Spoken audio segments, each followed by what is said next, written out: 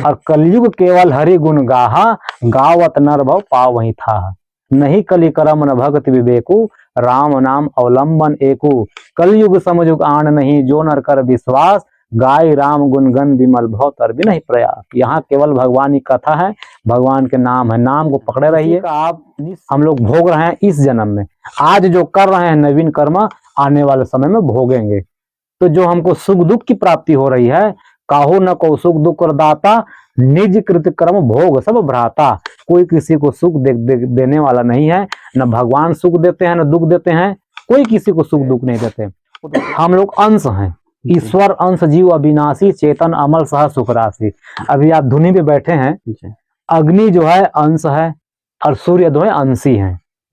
अग्नि को आप जैसे प्रज्वलित करेंगे तो अग्नि ऊपर को उठती है। क्यों उड़ती है? ये अंश है अपने अंशी को मिलने के लिए। जल जो है, गंगा जी है, यमुना है, नदी है, ये सब अंश हैं और इनके अंशी है समुद्र देव। तो जिमि सरिता सागर मा जाहि, यद्यपि ताहि कामना नाही।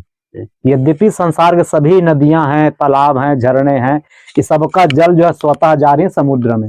समुद्र किसी को बुलाता तो नहीं है वो। नहीं। क्यों चले जाती है? क्यों? और अंश गृहस्थ आश्रम के लिए सबसे सरल।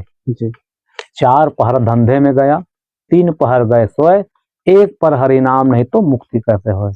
4 पहर अपने धंधा में लगाइए आप, जैसे आप यूट्यूबर हैं, ये आपका व्यवसाय है, तो 4 पहर लगाइए समय और 3 पहर सो जाइए, और 1 पहर जो प्रातः काल है ब्रह्म मुहूर्त में, उसमें उठिए, उठ करके स्नान अपना करिए। स्नान करने के बाद सभी अपने दोस्तों वीडियो बनाने के इस सफर में मैंने आपको हजारों साधु संतों के दर्शन कराए हैं, परंतु आज जिन संत की कुटिया में आपको लेकर जाने वाले हैं, बहुत ही सरल हृदय और सिद्ध संत हैं। आपको बता दें कि महाराज जी की कुटिया जंगलों के अंदर है। ये मेरे पीछे से रास्ता गया हुआ है, तभी हम उधर जाने वाले हैं। और ये मंदाकिनी का किनारा है और चारों तरफ से आपको जंगलों के ही दृश्य देखने को मिलेंगे। इस तरह के जंगलों में साधु महात्मा रहते हैं और भजन साधना करते हैं। तो आइए आज आपको दर्शन करवाते हैं रघुनाथ दास जी महाराज के, जो इस तरह के जंगलों में कुटी बनाकर अकेले रहकर भजन साधना करते हैं। चारों तरफ से जानवरों का भी खतरा रहता है, फिर भी संत इस तरह के जंगलों में रहते हैं और भजन साधना करते हैं। दोस्तों आपको बता दें कि महाराज जी की कुटिया बीहड़ घनघोर जंगलों के अंदर है। वहां तक पहुंचना इतना आसान भी नहीं है।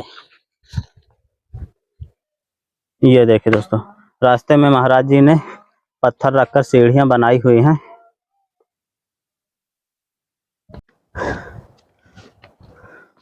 काफी ऊंचाई में महाराज जी की कुटिया है। देखिए किस तरह के छोटे छोटे पत्थर रखकर महाराज जी बनाए हुए हैं। ये देखिए दोस्तों, ये महाराज जी का आश्रम परिसर है। परिसर में महाराज जी का बैठका लकड़ियों का बना हुआ है। आप देख सकते हैं इस तरह की जगह में महाराज जी अपना बैठते हैं। और इधर कुछ लकड़ियां भी रखे हुए हैं, शायद भोजन प्रसाद के लिए होंगी।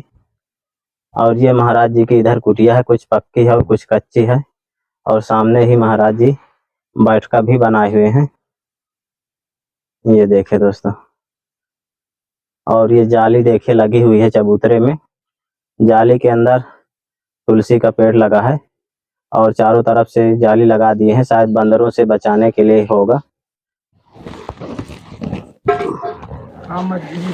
सीताराम महाराज जी। महाराज जी भक्तों की ओर से कुछ सेवा आपके लिए आई है, तो आप स्वीकार करिए। इसमें महाराज जी आटा है जी, और इसमें दाल है, नमक है जी, और इसमें चावल है जी, और ये थोड़े आलू हैं। श्री सीतानाथ समारंभाम श्री रामाचार्य मध्यमाम अस्मदाचार्य पर्यंता वंदे श्री गुरु परंपराम। ध्यान मूलम गुरोर्मूर्ति, पूजा मूलम गुरोपदम, मंत्र मूलम गुरोर्वाक्य, मोक्ष मूलम गुरो कृपा। प्रेम से बोले श्री सद्गुरुदेव भगवान की जय, शिव ध्यान सरकार की जय। कलयुग में पूज्यपाद गोस्वामी बाबा जी लिखते हैं जी महाराज कि प्रगट चारि पद धर्म के कलिमा एक प्रधान, जैन के ने विद्य ने दान करे कल्याण जी।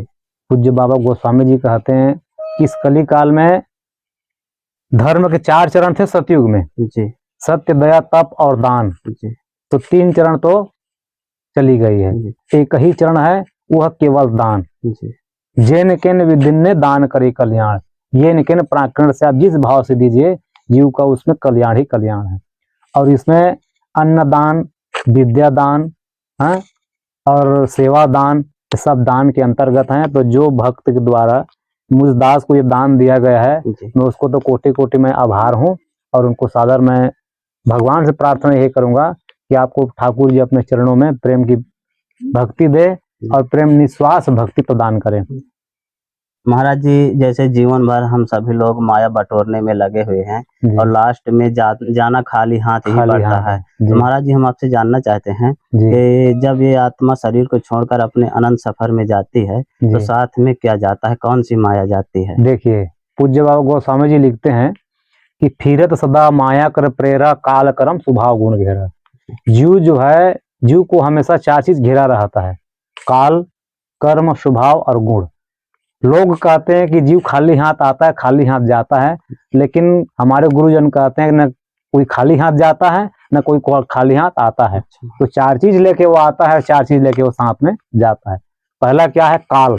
काल माने समय। जी जन्म से लेकर मरण तक आपका टिकट कंफर्म है, जी कब जन्म लेंगे और कब आप मृत्यु को प्राप्त करेंगे, पंचभौतिक शरीर का त्याग करेंगे, ये कंफर्म है। तो काल है ये आप साथ में लेके आएंगे और साथ में लेके जाएंगे। जी कर्म, जो कर्म है, करई जो कर्म पाव फल सोई, निगम नीति अस कहा सब कोई।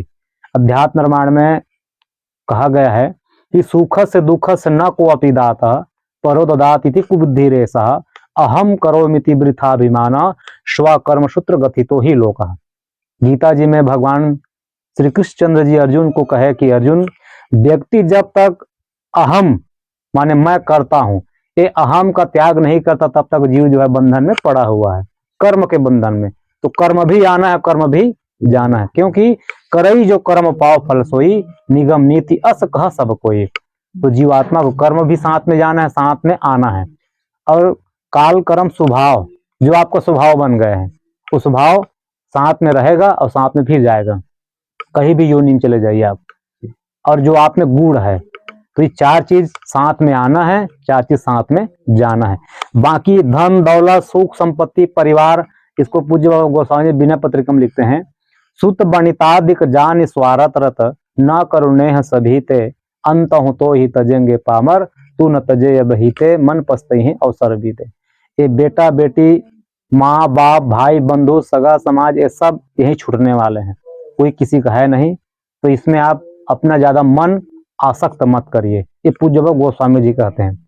और घर द्वार संपत्ति, अरे जीवात्मा की कौन कहे, हम तो दो हाथ वाले हैं, यहाँ हजार हजार हाथ वाले भुजा वाले भी कुछ नहीं ले गए। जी सहस बाहु दस बदन आदि निप, बचे न काल बलीते, हम करि धन धाम संवारे, अंत चले उठे रीते, मन पछतई हैं अवसर बीते।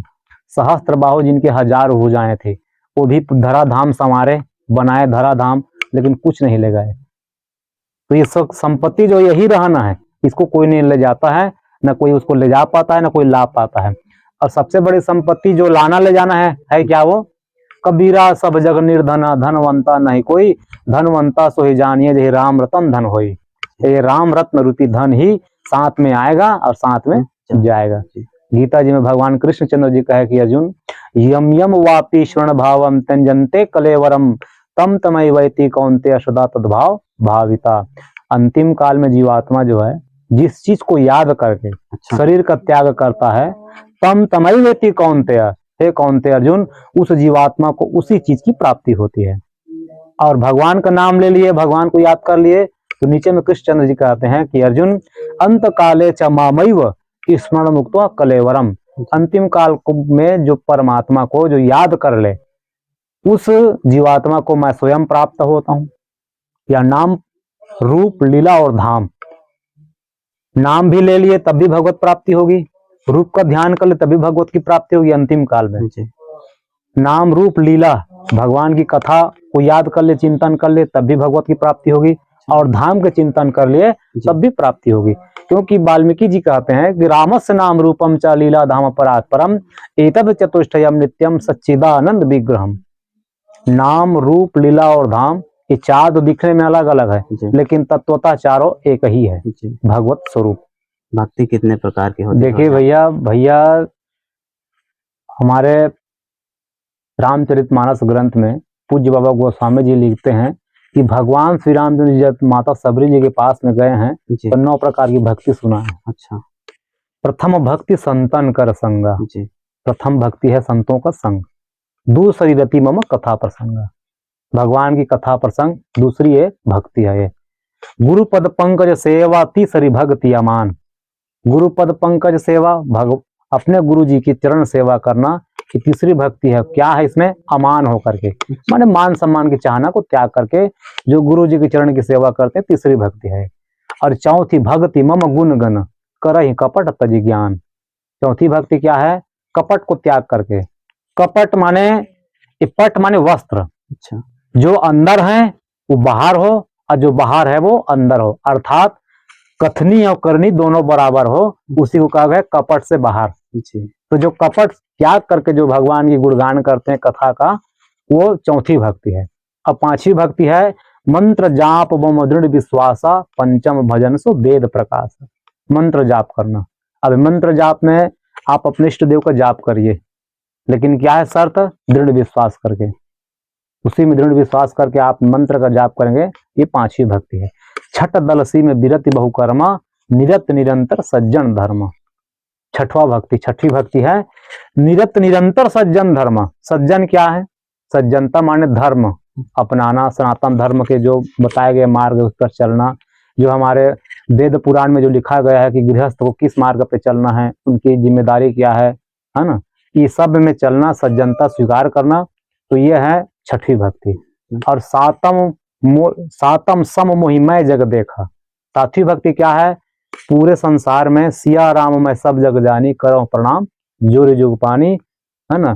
तो भगवान जो है सब में व्याप्त हैं, और अगर आपको भगवान ईश्वर में दिखना शुरू हो जाए सृष्टि में सभी जीवात्मा में, तो ये सातवीं भक्ति है। सातम सम मोहिमय जग देखा अमोते संत अधिक कर लेखा, मुझसे बढ़ करके जो संतों को भगवान स्वरूप मानते हैं, यह है सातवीं भक्ति। आठम जथा लाभ संतोषा सपने नहीं देखे पर दोषा, जितनी आपकी कमाई है, व्यवसाय जितना आप करते हैं उतने में जो पैसा मिल जाए उसी में आप संतुष्ट जीवन जी रहे हैं, समझिए कि आठवीं भक्ति है ना। और नवम सरल सब छल हीना, और सब छल से, छल माने किसी से छलना, झूठ बोलना, छलना, इसका आप त्याग कर दिए हैं, जो नवी भक्ति है। तो भगवान श्री रामचंद्र जी का देवी नौ मौ एक जिनके होई नारी पुरुष सचराचर कोई, स्पष्टीकरण कर दिए, चाहे नारी हो चाहे पुरुष हो चाहे चर अचर हो। चर अचर माने जो चर माने चलने वाले हैं, अचर माने स्थायी हैं, जड़ चेतन। कोई भी रह जीव, अगर ये 9 प्रकार की भक्ति एक भी भक्ति है तो सोई अतिशय प्रिय भामनी मोरे, हे भामनी हे देवी, वो अतिशय मुझको प्रिय है। तो यह है 9 प्रकार की भक्ति। तो गृहस्थ आश्रम में, जो गृहस्थ आश्रम में रहते हैं उनके लिए सबसे सरल क्या है? मंत्र जाप दृढ़ विश्वासा पंचम भजन सो वेद प्रकाश। मंत्र क्या है? राम नाम, सीता राम, राधे श्याम, गौरी शंकर, ये सब मंत्र हैं, वैदिक मंत्र हैं, इनका आप जाप करिए। और गृहस्थ आश्रम के लिए सबसे सरल, 4 पहर धंधे में गया, 3 पहर गए सोए, 1 पहर हरि नाम नहीं तो मुक्ति कैसे हो। 4 पहर अपने धंधा में लगाइए आप, जैसे आप यूट्यूबर हैं, ये आपका व्यवसाय है, तो 4 पहर लगाइए समय, और 3 पहर सो जाइए, और 1 पहर जो प्रातः काल है ब्रह्म मुहूर्त में, उसमें उठिए, उठ करके स्नान अपना करिए। स्नान करने के बाद सभी अपने इष्ट देव हैं, गुरुजन हैं, सबकी सेवा आरती पूजन वंदन करिए, उसके बाद फिर अपने धंधे में लग जाइए। तो गृहस्थ आश्रम में सरल उपाय है ये। तो 9 प्रकार की भक्ति कही गई है, एक भी भक्ति यदि आ जाए तो जीव का कल्याण है। महाराज जी, कुछ लोग कहते हैं कि जैसे हम धर्म की डगर पर चलते हैं तो परेशानी बहुत ज्यादा आती है, वहीं दूसरी तरफ जो अधर्म की डगर पर चलते हैं उनके ऊपर समस्या कम आती है, उनका व्यवसाय और सब धंधा बढ़िया चलता है। तो ऐसा क्यों होता है? ऐसा केवल विडंबना मात्र है। केवल हम देख रहे हैं बाहर से कि जो अधर्म के मार्ग पे हैं वो सुखी हैं, वो सुखी नहीं है। देखिए, कोई भी आप गलत तरीके से व्यवसाय भी करेंगे, जैसे दुकानदारी ही कर लिए, है ना, लूटपाट झपट दुनिया भर का आडम्बरी गिरी करके आप दुकान भी बना लिए हैं, चल भी रहा है चकाचक, तो केवल वो 11 साल के लिए है। उसके बाद 12वां साल लगते ही धीरे धीरे धीरे उसका विनाश शुरू है। सत्य के मार्ग में भले ही कष्ट है, लेकिन सत्य में ही कल्याण है। और क्यों होता है? जैसे हम कईयों को नियम देते हैं कि भैया रामायण पाठ किया करो, नाम जाप किया करो, ठाकुर जी की आरती पूजा किया करो, एकादशी व्रत किया करो, देते हैं। फिर शिकायत वो लोग करते हैं कि महाराज जी जब से रामायण पाठ शुरू किए, जब से पूजा पाठ शुरू किए, एकादशी व्रत शुरू किए, घर में कष्ट ही कष्ट है। तो क्यों कष्ट हो रहा है? हम अनेक जन्म से अनेक योनियों में गए हैं, कई प्रकार के विषय भोग के कीचड़ से लपटे हुए हैं। यदि हम जुड़ गए भगवान के मार्ग में, कथा में या नाम जाप में या पूजा पाठ में, तो धीरे धीरे वही कीचड़ जो है बाहर वो निकलता है, जिसको हम लोग कष्ट मानते हैं। वो कष्ट है नहीं। अच्छा। जैसे जब समुद्र मंथन किए देवता और दानव मिल करके, तो पहले उत्पत्ति हुई विष की। किस हेतु से किया गया? अमृत तत्व पाने के लिए। तो पहले जब वो लोग मंथन शुरू किए हैं, तो वहां से विष की उत्पत्ति हुई है। जरल सकल सुरवृंद विषम गरल यही पान किए। और वो विष जो क्या है, यही जितने हम जैसे बढ़ गया आप नाम जाप के लिए, मंत्र जाप के लिए, तो अनेक प्रकार की मकान दुकान प्रपंच जो है फिर शुरू हो जाता है। वही तो समुद्र मंथन कर रहे हैं आप, तो उसमें से विष निकल रहा है। अच्छा। वो आपका कल्याण है, क्योंकि वो सब बाहर निकल रहे हैं। जितने भी हमारे में अवगुण है सब बाहर निकल रहा है। तो दुख नहीं है, वो सफाई हो रही है। अच्छा। अंतःकरण। वैसे महाराज जी भगवत प्राप्ति का सरल मार्ग क्या होता है? सरल मार्ग कलयुग में देखिए, हर युग में अलग अलग महिमा है। जैसे 4 युग हैं हमारे, सतयुग, त्रेता, द्वापर और कलयुग। तो चारों युग में अलग अलग धामों की महिमा है। कृते तु नैमिषम तीर्थम, त्रेतायाम पुष्करम वरम, द्वापरे तु कुरुक्षेत्रम, कलौ गंगा विशिष्यते। और सतयुग में, सतयुग सब जोगी विज्ञानी, करी हरि ध्यान तरहि भव प्राणी। ध्यान करके तरा जाता था सतयुग में, ध्यानस्थ होके। ध्यान की महिमा है सतयुग में। त्रेता विविध यज्ञ नर करहि, अप्रभु समर्पी करम भवता रही। त्रेता युग में यज्ञ अनुष्ठान से जीव को कल्याण की प्राप्ति होती थी। द्वापर करी रघुपति पद पूजा, और नर भवता रही उपाय न दूजा। द्वापर युग में पूजा की महिमा है। और कलयुग केवल हरि गुण गाहा, गावत नर भव पाव वही था। नहीं कलि करम न भगत विवेकु, राम नाम अवलंबन एकु। कलयुग समयुग आन नहीं, जो नर कर विश्वास, गाय राम गुणगन विमल भव तर भी नहीं प्रयास। यहाँ केवल भगवान की कथा है, भगवान के नाम है। नाम को पकड़े रहिए, निश्चित कल्याण है, निश्चित। क्योंकि नाम जाप में देखिए नाम है। अब कई लोग कहते हैं कि महाराज जी हम नाम जाप करते हैं तो मन नहीं लगता। जैसे छोटा बच्चा है, ये भी प्रश्न है ना। बैठते हैं नाम जाप के लिए तो महाराज जी मन नहीं लगता, मन इधर उधर भागता है। तो हम जाप करें तो कल्याण होगा कि नहीं होगा, क्योंकि इच्छा तो है नहीं, मन तो है नहीं। तो हम दृष्टांत दे रहे हैं। ये छोटा सा बालक है, छोटा बालक का तबीयत खराब हो जाए तो मैया करती क्या है, दवा खिलाती है जबरदस्ती। बच्चे की इच्छा नहीं होती खाने में, क्योंकि जानता है कि कड़वा है दवा जो है, लेकिन फिर भी मैया जबरदस्ती खिलाती है। तो जब पेट में वो दवा जाता है तो असर तो दिखाता है ना दवा जो है। इच्छा तो थी नहीं बच्चे की खाने की, लेकिन फिर भी असर दिखा रहा है। ऐसे ही आप भगवान के नाम को, इच्छा रहे ना रहे, मन लगे या ना लगे, बस जाप करते रहिए, क्योंकि राम नाम संजीवन बूटी है। असर तो वो करेगी एक दिन। जैसे भी लोग भाव कुभाव अनक आलसहू, नाम जपत मंगल सिदसहू।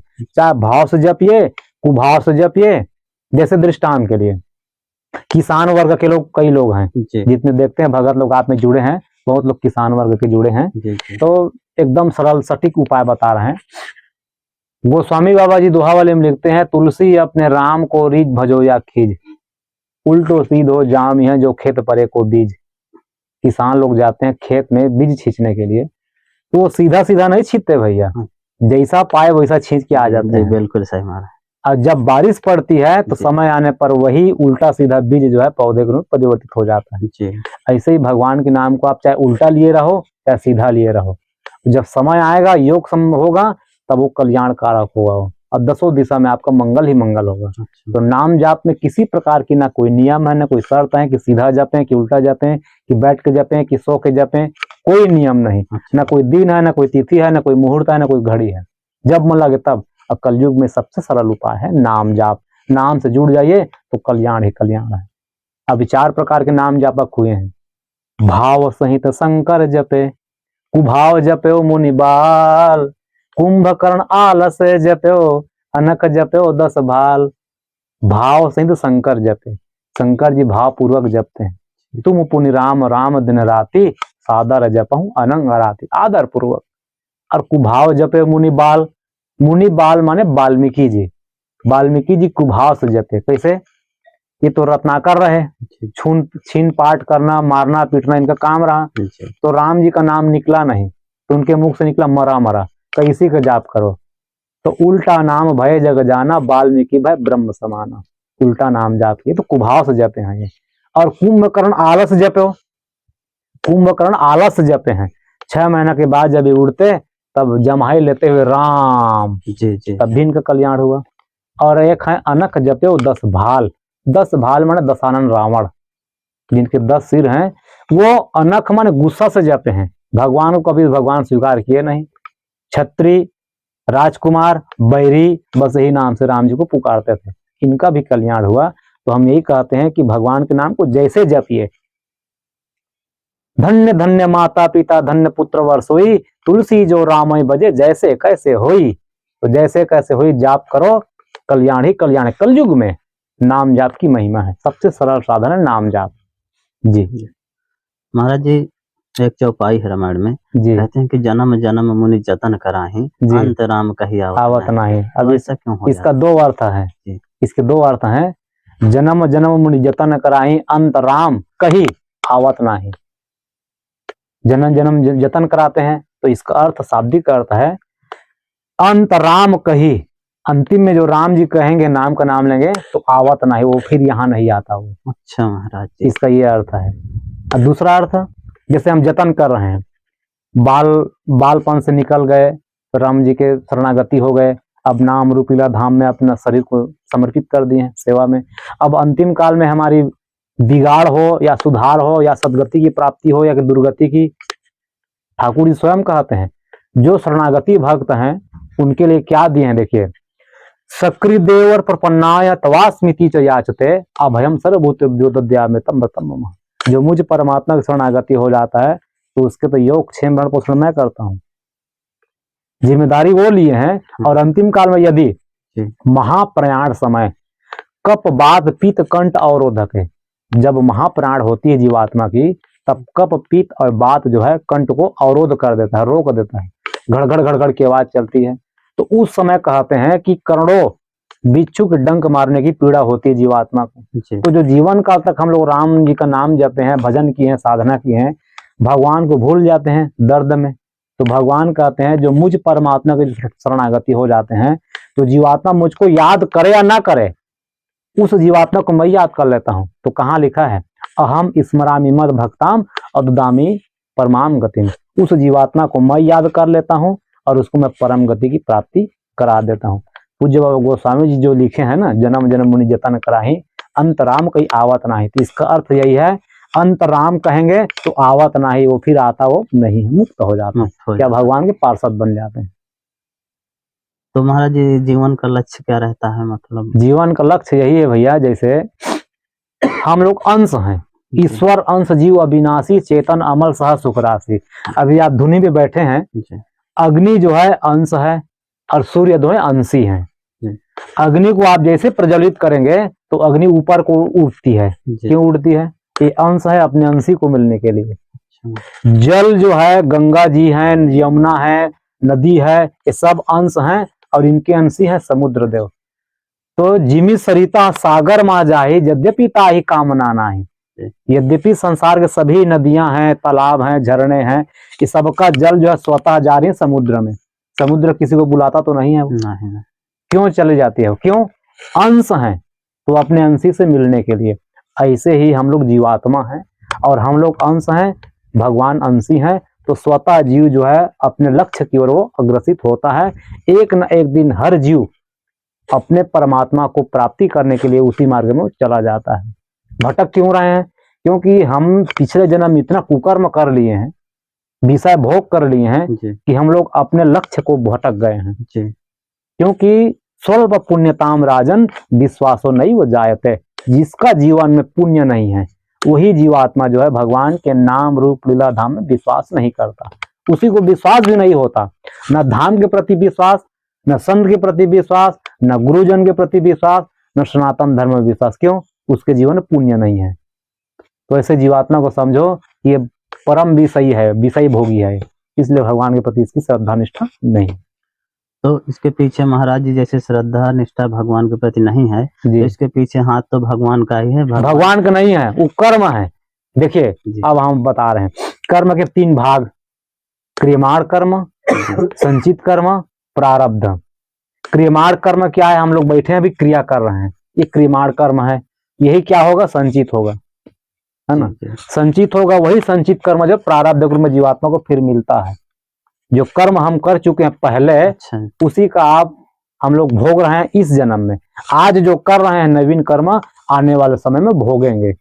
तो जो हमको सुख दुख की प्राप्ति हो रही है, काहू न को सुख दुख और दाता, निज कृत कर्म भोग सब भ्राता। कोई किसी को सुख देने वाला नहीं है, न भगवान सुख देते हैं न दुख देते हैं, कोई किसी को सुख दुख नहीं देते। वो तो स्वयं हम लोग अपने कर्म के भागीदारी हैं। सुखस दुखस न को अपि दाता, परो ददाति इति कुबुद्धिरेषः, अहम करोमिति वृथाभिमाना, स्वा कर्म सूत्र गतितो ही लोक। अध्यात्म रामायण। तो ये है सटीक, क्योंकि जो करता है वही भोगता है। तब कैसे बंधन से मुक्त हुए महाराज? कर्म भी करें, बंधन से मुक्त कैसे हुए? अपने को निष्काम मानना, जो कर रहे हैं ठाकुर जी करा रहे हैं, ये भाव जब आप में आ जाए तो समझिए आप कर्म बंधन से मुक्त हो गए। कर्म करते करते मुक्त हो गए आप, यही है मुक्ति। महाराज जी भगवान माया क्यों बना दे जिसमें सब लोग उलझ कर रह जाते हैं और हाँ, भगवान को भूल बढ़िया जाते बढ़िया हैं। प्रश्न पूछे हैं, सटीक। देखिए जैसे कोई सोनार है, वो जब गहना बनाता है वो, तो वो पूर्ण शुद्ध सोने से वो गहना नहीं बनाता वो, तो क्या लगाते हैं उसमें? तांबा, तांबा को मिला देते हैं, तब उसका गहना बनता है। ऐसे जब सृष्टि सृजन करते हैं तो जड़ चेतन गुरुदोषमया विश्व किन्न करतार। जब ब्रह्मा जी सृष्टि सृजन किए हैं तो यहाँ क्या किए? गुड़ अवगुण को सान दिए, अच्छा, है ना। और गुड़ अवगुण क्या है? जो गुड़ है वही सत्ववृत्ति है, और जो अवगुण है वही माया है। भगवान की 2 माया। कई लोग कहते हैं कि भगवान की माया कठिन है, कई लोग कहते हैं भगवान की माया कृपामय है। तो गीता जी में स्पष्ट लिखा है, देवी विरोसा गुणमयीमं माया दुरत्या मामई व ए प्रपंधन्त्या माया में ताम तरंति ते। 2 माया। एक माया कौन? श्रुति सेतु पालक राम तुम जगदीश माया जानकी। जानकी जी माया है। कौन सी माया है? आह्लादनीय शक्ति। जिनकी कृपा नहीं होगी तो किसी को भक्ति नहीं मिलेगी भैया। आप राम जी को पा सकते हो लेकिन भक्ति से आप दूर हैं।